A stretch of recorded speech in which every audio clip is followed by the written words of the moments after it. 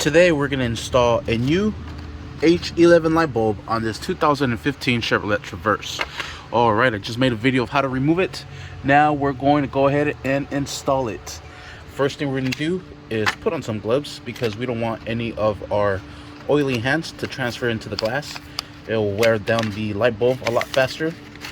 And so we're going to go ahead and connect this into the pigtail. And then we'll go ahead and sit it into place. So let me go ahead and connect it to the pigtail. Alright, and there it is, nice and connected. Now we're going to go ahead and shove it right into its slot and lock it into place. Alright, and there it is, nice and seated properly. Now let's go ahead and put the cover back on. And there is the cover. It's just going to screw back into place. Alright, and there it is. Now we'll go ahead and put this fender liner back into its spot. Go ahead and put in the two Torx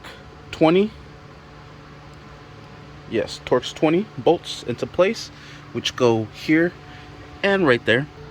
All right, once you have those secured, you're all set. There it is. Now both headlights are working. Sweet. Thank you for watching. Please like and subscribe.